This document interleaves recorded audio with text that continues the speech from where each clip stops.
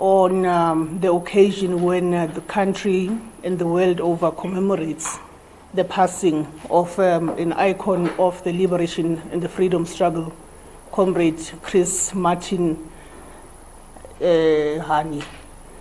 The SG of the ANC will relay the message, and we would have loved to do this much earlier, but as you would know, the ANC is currently engaged in negotiations with all political parties. You've read the statement to that effect, and so we are in that process, but we did want to put out our own statement regarding this hero of our revolution, a member of the National Executive Committee of the ANC. Thank you. Over to you, SG.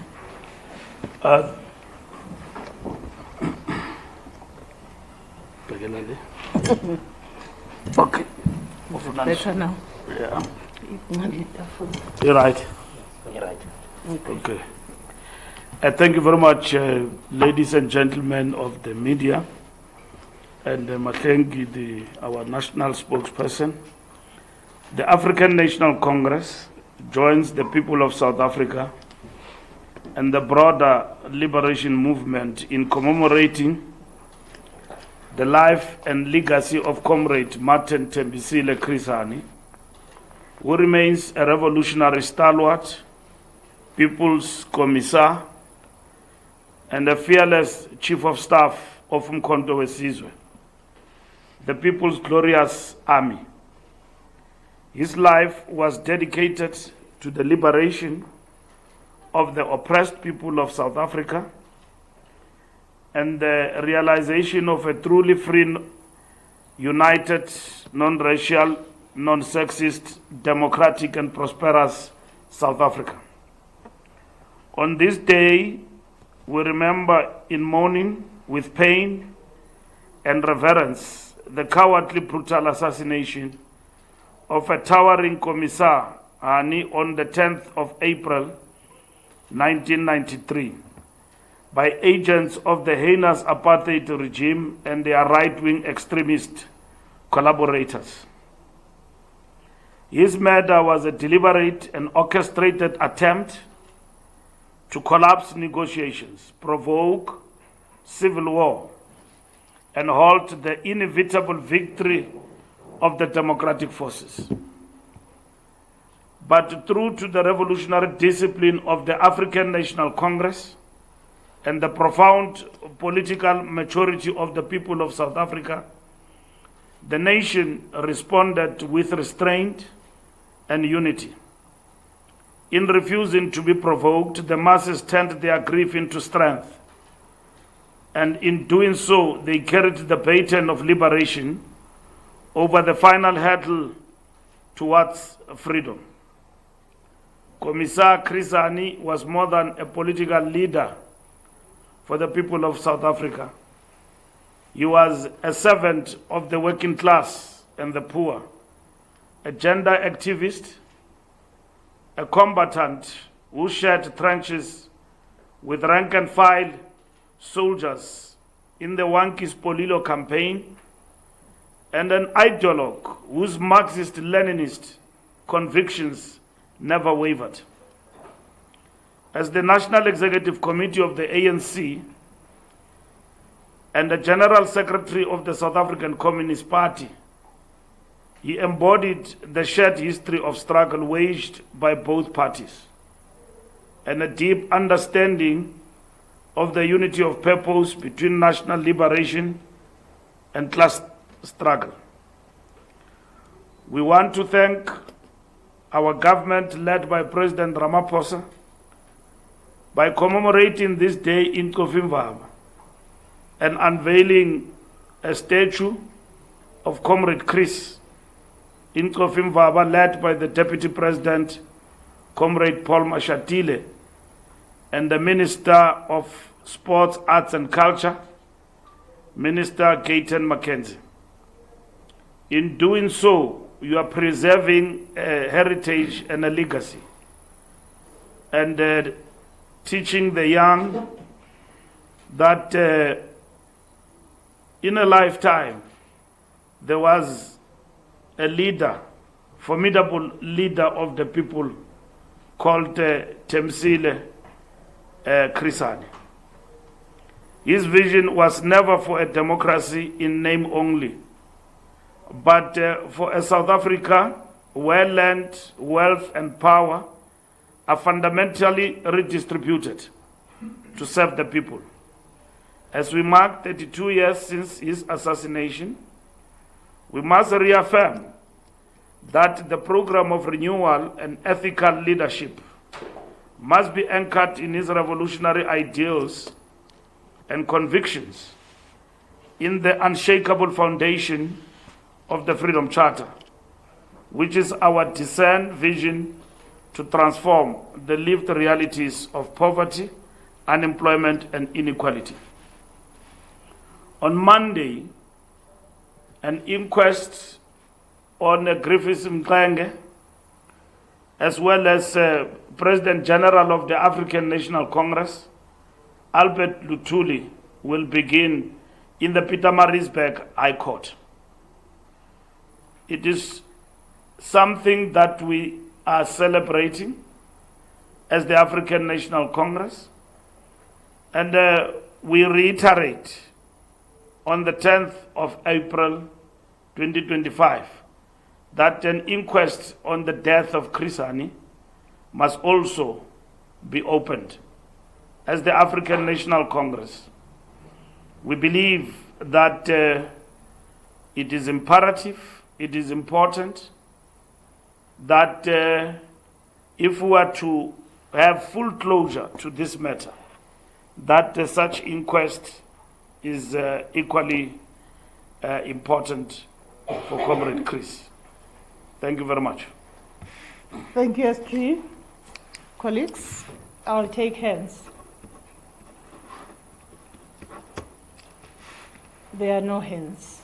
We all agree on this subject at least.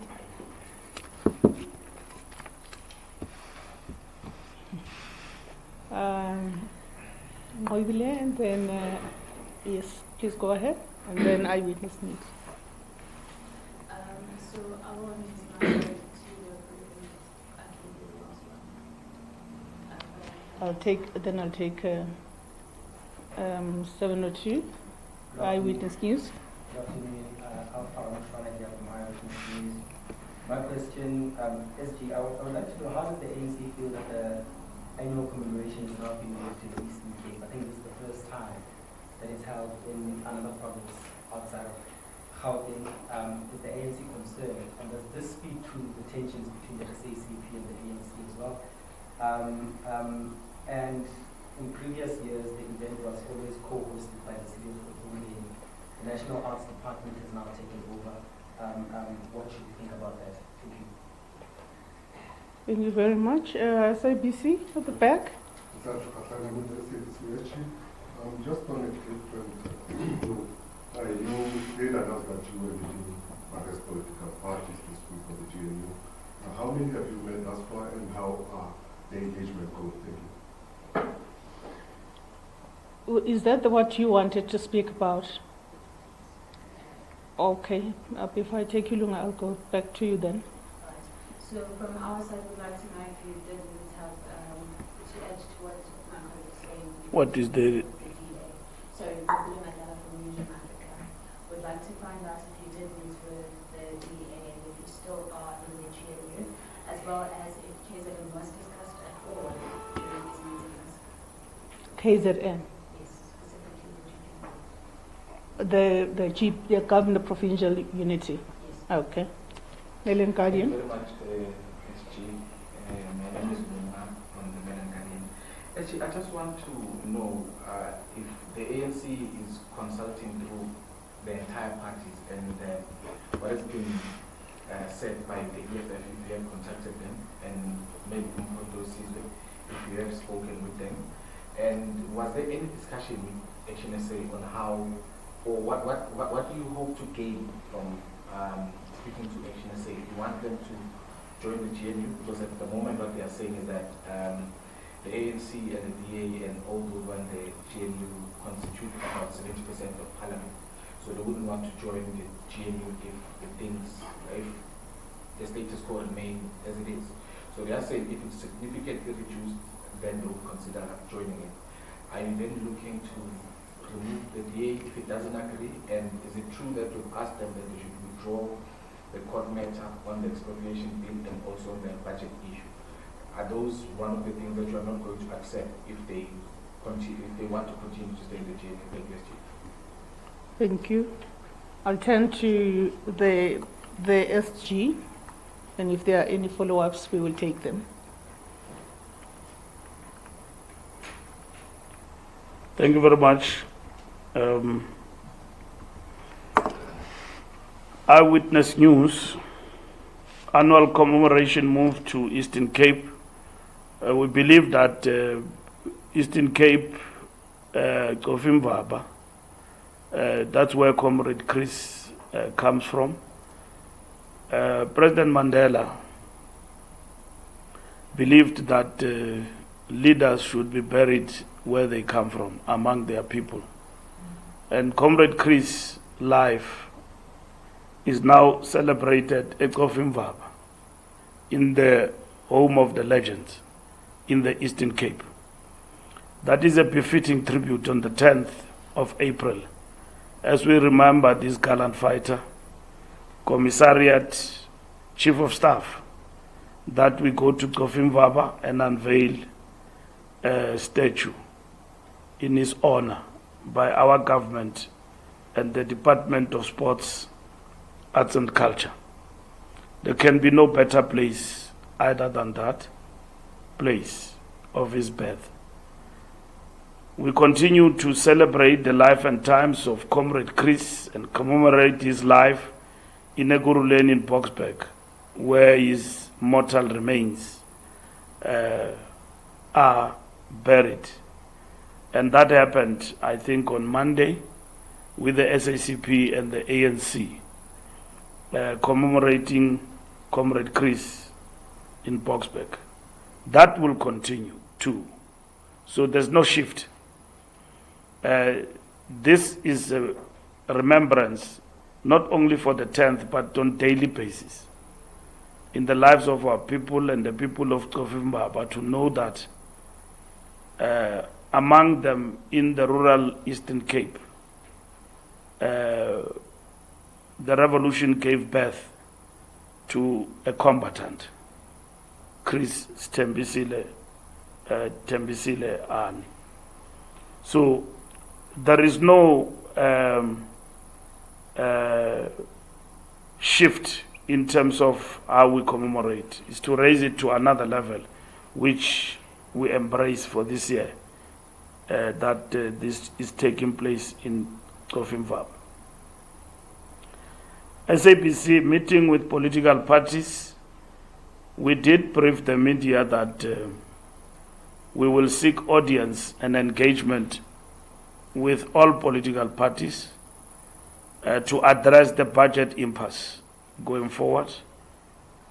And we had written to all parties, and they have responded positively to this. The discussion thus far are going very well among all parties who have met. We intend to conclude this discussion midweek next week. We have had talks about talks with political parties before the passing of the budget framework, and we agreed with political parties to pass the budget framework, and some did not come to the party. In particular, the DA, EFF, and MK Party and Freedom Front Plus and others did not partake, like the Cape Coloured Party. Those who did in majority voted for the budget framework. So we're now moving towards the division of revenue, and we need to find each other in relation to the budget, of which many raised the issue around the VAT, of which we are attending to it in terms of our discussions. So by next week, all of us and those who would have agreed on the framework agreement on breaking the impasse, we hope to convene and give you a detailed account about the way forward. We have not met yet with the EFF, MK Party, the DA. We have not met with those parties at the Freedom Front Plus, Patriotic Alliance, UAT. We have not met with them, those parties. So, and the Rise Mzansi.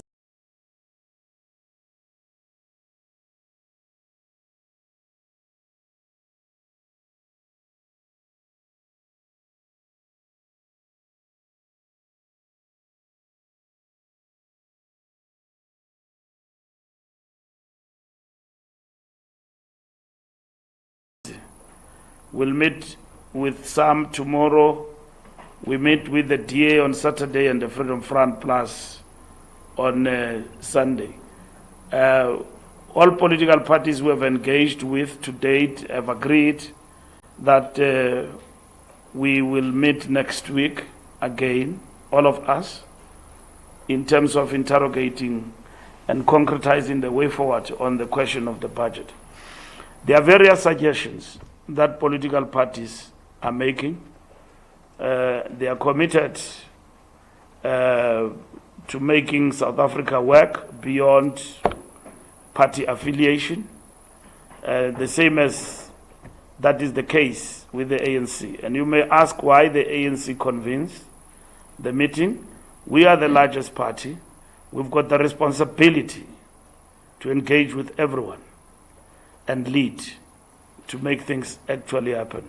It doesn't mean that political parties are subservient of the ANC, as others may want to project in a spin, that we are sapuna, we are convening. All terminology can be used to denigrate the standing of political parties. So we wish to make it clear that we took the initiative as the largest party to engage with political parties, and we're doing very well up until thus far.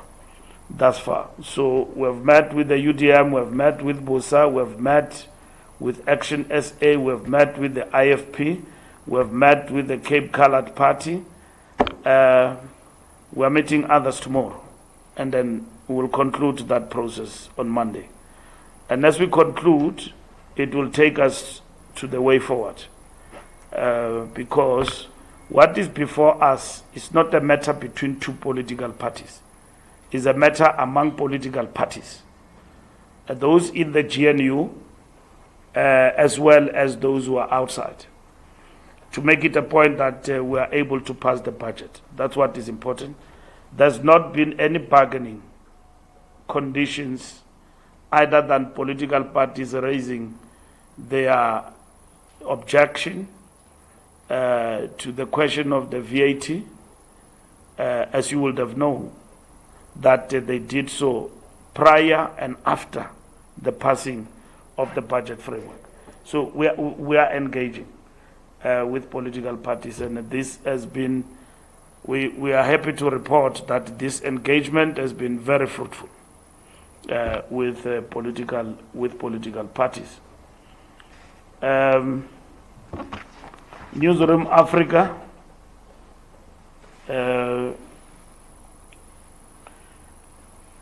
No, we have not met with the DA, and as such, the question of the KZN, I don't know it arises in which context, but we are meeting, like I said, on Saturday at 11 o'clock.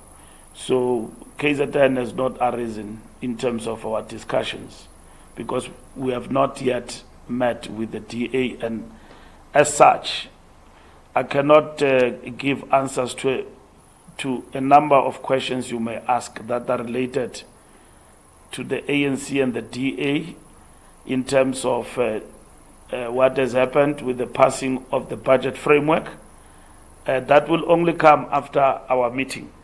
But even then, it will be informed by the discussions we would have had with the Democratic Alliance.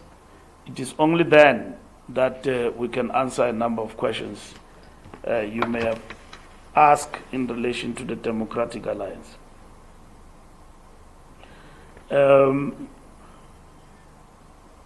Are we removing the DA Lunga?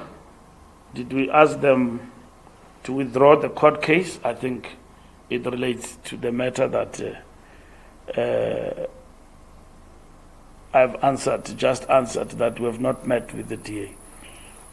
So your questions can only be answered once we have met between the two parties. And I can tell you that that is not the framework of engagement in terms of political parties, and the DA is no exception, because they did not vote for the framework.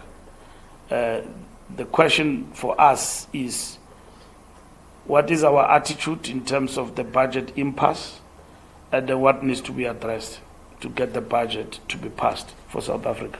So in this engagement, and its objective is to address the passing of the budget. And this engagement will not end there. We will also engage with our allies in relation to these matters. As you know, that they too have positions on the question of the budget. That is now as the African National Congress. So by next week, we hope to conclude these engagements, because from engagement is negotiations on the matters of disagreement and talking among political parties. So we are firmly on track in terms of what we had agreed to do, and the ANC have, as of Monday, agreed that this is the route that we must follow as a governing party. Thank you. Thank you very much. I don't see any hand. Is that our last? Okay. SG, I just want to know this. If it's true, you can confirm for me if it's true or not. What I'm hearing is that the president is going to be meeting the leaders of the political parties, various political parties, tomorrow. Is this all the leaders of the parties who are represented in parliament, or is it those who are represented in the GNU? Secondly, is the ANC, because from what Action SA is saying, that there's an understanding that the VATs will not be increased. Is the ANC saying that VAT will not be increased? And is the reconfiguration of the GNU still something that is playing somewhere in your minds? Thank you very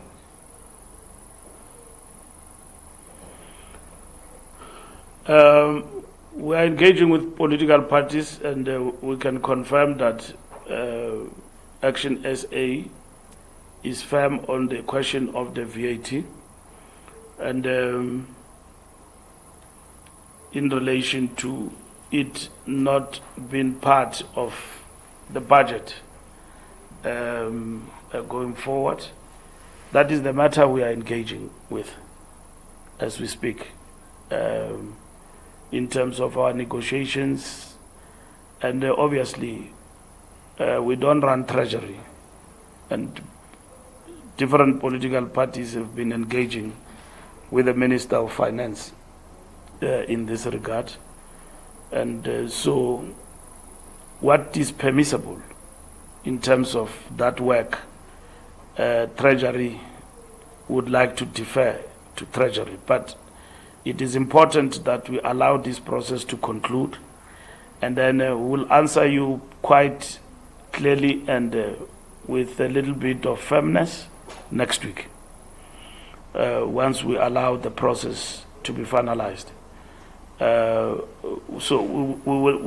we have said to political parties in our engagement, and nobody have disagreed, that we want to move to a situation where we are allied.